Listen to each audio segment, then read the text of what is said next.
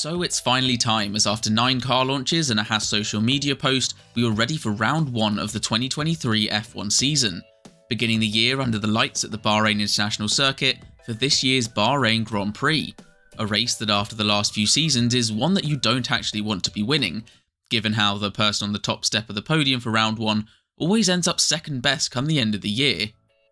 And given that info, the clip on screen shows exactly how I would expect the final lap of the race to go. Now, given this is the first race of the season, it obviously means that everyone comes in level on points, except Ferrari, who, given the usual strategical blunders, are on minus 100. Should we just take the points away now, or wait for the team to slowly trickle them away and destroy their fans' hopes and dreams as per usual? Hey guys, it's Taran and welcome to the On Track channel and to round 1 in Bahrain. Now, before we get going, a little reminder to give the video a thumbs up if you do enjoy it, and to get yourself subscribed to stay up to date with all the content coming your way this year. Also, as you can tell, I am a little bit ill at the moment, so apologies for that. Now, with that out of the way, let's get into my honest review of Formula 1 and the 2023 Bahrain Grand Prix.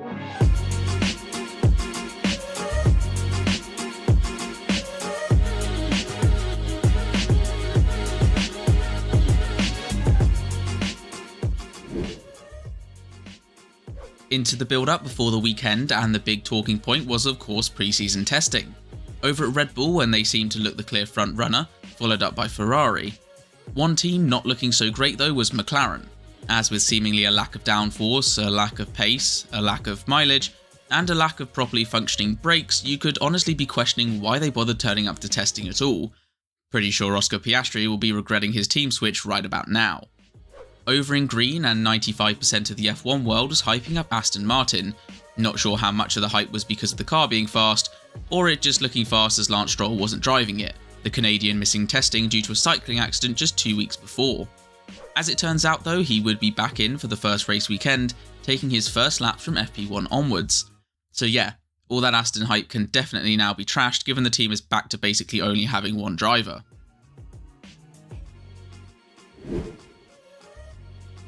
On to the Friday then, and before we even got to the track, the usual pointless F1 shenanigans were back, this time surrounding Lewis Hamilton, or more specifically the ongoing ferocious battle between the FIA and his jewellery.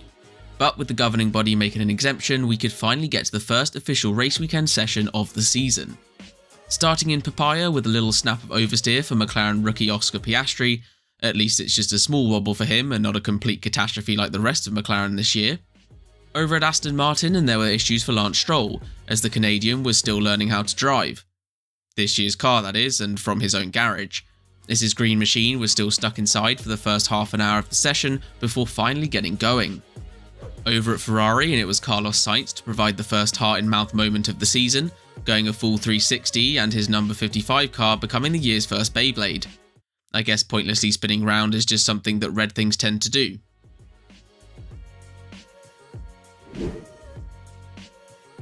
Into FP2, and while some things have changed from last year, one thing that's remained constant is Lance Stroll not looking in his mirrors, as Piastri closed up at speed and had to dive to the inside at turn 1 to avoid the Canadian who was dawdling in the middle of the road, and the young Australian wasn't quite done there with his problems at the first turn, having a big lock-up just a lap later, meaning that was it for those tyres. Over in the other McLaren, and it was a near miss for Lando Norris in the pit lane, with Nick de Vries being sent out by the team's blind mechanic and nearly collecting the McLaren. Though given the pre-season form, I wouldn't be surprised if Lando continues to be held up by AlphaTauris throughout the season. And finally, as is usually the case in Bahrain, it was turn 10 causing some issues, with Logan Sargent, Nick de Vries and Mr. L-Plan himself Fernando Alonso all locking up and going deep there.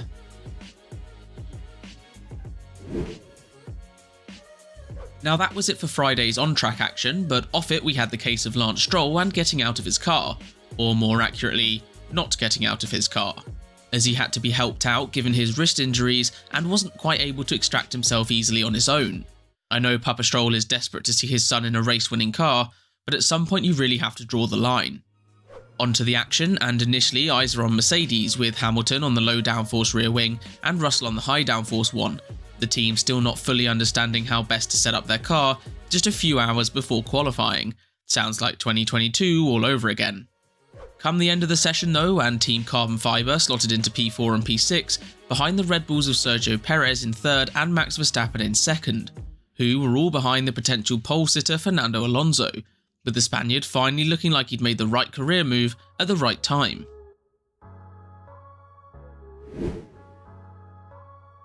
Into qualifying, and it was just a few meters into the first lap before things started going wrong for Ferrari, with Carbon Fiber flying off Leclerc's car as he started the lap, and then another piece coming off down at turn 1. Not to mention Leclerc locking up and flat spotting his set of medium tyres, which should affect his race.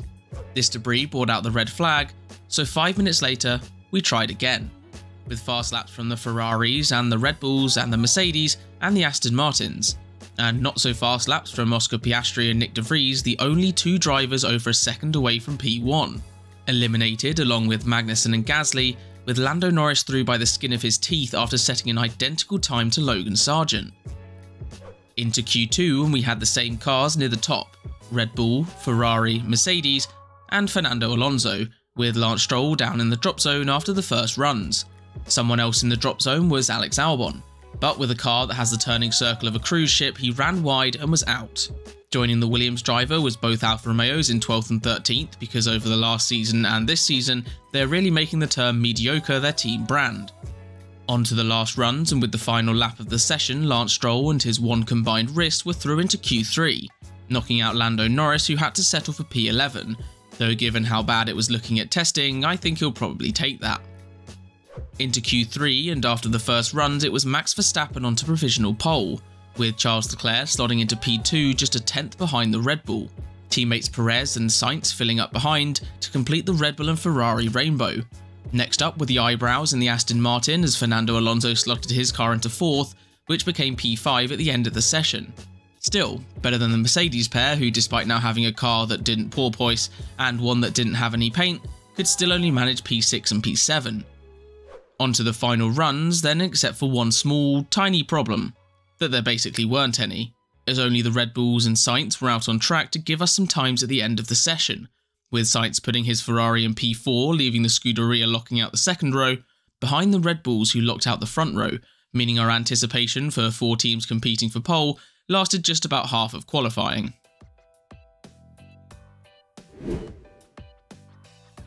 On to the Sunday, and it was even before lights out that Lance Stroll was showing us why he's, well, Lance Stroll, as the Canadian locked up and went deep at turn 10 on the formation lap. But it got worse, as Daddy's boy decided to yeet his car up the inside of turn 4 and made contact with the car ahead of him, and that car ahead of him was Fernando Alonso, with the pair luckily escaping damage, but it costing Alonso a position to George Russell, who squeezed by. Someone else with a bad start was Sergio Perez, as he didn't get off the line well and so lost out a position to Leclerc and was no longer behind Verstappen, though in all honesty, neither was Charles, as within just a few laps Max was already driving off into the distance.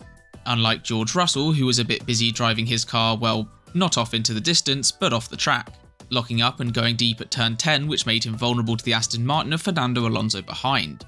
The Spaniard eager to make his way back up to the front runners, with everyone on the edge of their seats watching the run down to turn 1, everyone except the race director, who cut away just before the battle.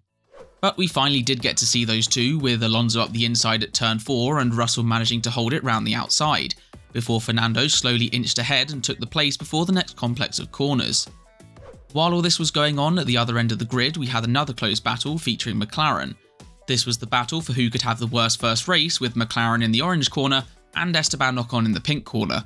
First off were problems for Lando Norris, as just 11 laps in he found out he had car troubles and would have to keep pitting to top up the engine's air supply, or something. Look, I'm not an F1 engineer, something bad was wrong with the car. This meant he had to pit again, and again, and again. 6 times in fact. Over in the other McLaren, and on the rare occasion that the pit box wasn't occupied by his teammate, Oscar Piastri came in, and didn't leave. As even changing the steering wheel couldn't solve his car issues, perhaps driving for a different team could have solved that. Well, as Esteban Ocon showed us, that's not the case, as for him the Bahrain GP could have also been labelled Le Pink Disaster Class, as he got his first 5-second penalty for being too far forward in his grid box, then a 10-second penalty for the team not serving that original 5-second penalty correctly, and then another 5-second penalty for speeding in the pit lane while serving the second penalty. Back up to the front, and now halfway through the race we were starting to see some overtakes, with Perez on newer soft tyres getting by Charles Leclerc, who was on his set of hards. But you know, at least he was still in P3. There's a Ferrari going very slowly and it's Charles Leclerc. What's happened? So he wasn't in P3 anymore, or more accurately in the race anymore, as it seems in 2023 Ferrari still be, well, Ferrari. Looking over to the battle for third fastest team, and it was a pair of duels between the Aston Martin and Mercedes drivers. First up, George Russell versus a one-handed Lance Stroll, with Russell initially staying ahead out of the pit exit, but the Canadian getting by down the straight to turn 4. I'd say Stroll may just be driving well, but you know, he did still nearly take out his teammate on lap 1. Further up ahead and in the battle of the pensioners, it was Fernando Alonso coming up behind Lewis Hamilton, with the Spaniard up the inside of turn 4, but Hamilton switching back to regain the place on the exit.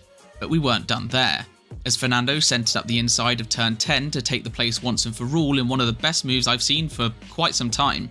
And getting past Hamilton meant he could set his sights on the Ferrari of Carlos Sainz up ahead, who in all honesty should not have been in a battle with these two, but hey, at least he wasn't in the gravel for a change. And after trying to make the same move into turn 10, Alonso had to settle for a DRS pass down into turn 11, meaning he was up into P3, which is where he would stay for the rest of the race, as Sergio Perez was a million miles up the road and Max Verstappen a million miles and a bit more up the road, taking home the 1-2 for Red Bull. Anyways, that is all for now. Thank you very much for watching. If you have enjoyed, do make sure to give it a thumbs up and subscribe for more content this season. But until next time, take care.